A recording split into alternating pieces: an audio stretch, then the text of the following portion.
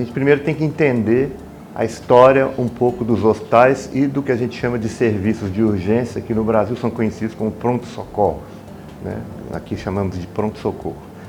Bom, entendendo a história, os hospitais são estruturas milenares, né? Eles vêm lá da Pérsia, vêm para o Ocidente na Idade Média, a Igreja traz o modelo de criação de hospitais, e eles são então estruturas antigas. Mas o pronto-socorro, ou o serviço de urgência, é uma estrutura recente. Ela vem do começo do século XX, no final do século XIX, começo do século XX, mas ela tem um boom, existem uma quantidade imensa de pronto-socorro sendo construída a partir da Segunda Guerra Mundial. Por que isso aconteceu isso? Porque as pessoas mudaram para as cidades, né? A humanidade começou a sair do campo e foi para as cidades, e a partir daí as pessoas, quando precisavam de algum atendimento médico, elas começaram a procurar serviços que funcionassem 24 horas. Os hospitais, então, tiveram que criar o que a gente chama de serviços de urgência ou de pronto-socorros aqui no Brasil. Bom, isso veio muito bem até a década de 70 e 80, quando os pronto-socorros começaram a ficar muito cheios e começaram a não dar vazão ao atendimento adequado às pessoas. Várias soluções foram criadas, né? Desde os sistemas de triagem, de classificação de risco, para tentar organizar a fila desses pronto-socorros.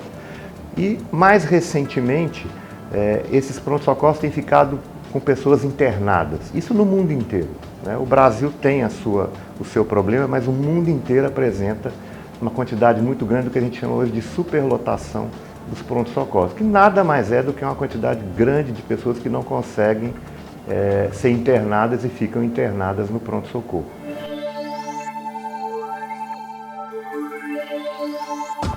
Por causa de todos esses problemas, as pessoas da área da saúde começaram a procurar soluções fora da área da saúde.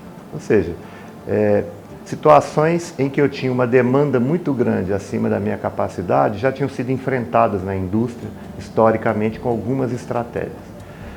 Uma das grandes estratégias que foi usada pela indústria foi exatamente o que a gente chama do sistema Toyota de produção, que começou na década de 40, que recentemente os americanos denominaram de Lean, e que foi usado na indústria a partir da década de 80, principalmente nos Estados Unidos, e que consistia basicamente em retirar os desperdícios do processo.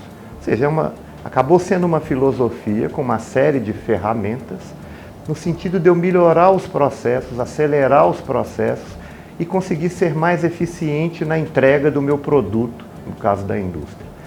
O Lean começou na indústria, mas recentemente também alguns serviços começaram a utilizar essa mesma filosofia e essas ferramentas para melhorar exatamente a entrega e eficientizar a entrega desse serviço.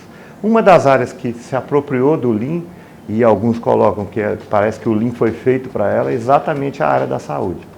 A área da saúde é uma área que tem um imenso desperdício de recursos, né? Nós sabemos disso, hoje é muito conhecido na literatura.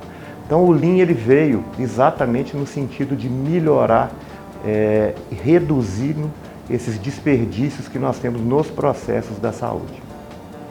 A partir dos anos 2000, essa metodologia que era usada em algumas áreas do hospital, ou seja, no sentido de eficientizar, por exemplo, melhorar as compras do hospital, melhorar a gestão de materiais dentro dos hospitais, acelerar um pouco os processos, principalmente das áreas meio do hospital, ela passou a ser utilizada também em áreas que a gente chama finalísticas, ou seja, no próprio atendimento dos pacientes, no sentido de melhorar e reduzir a perda de tempo que as pessoas tinham dentro dos hospitais, que não agregavam, que a gente chama de agregação de valor, não agregavam valor a essas pessoas.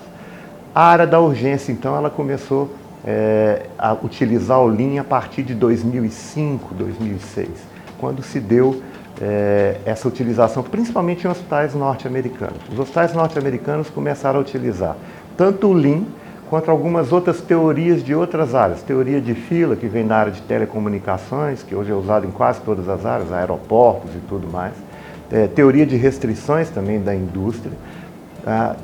Basicamente, todas essas ferramentas usadas na indústria, elas começaram a ser utilizadas também na área da saúde e principalmente na área da emergência, né, na área do atendimento de emergência.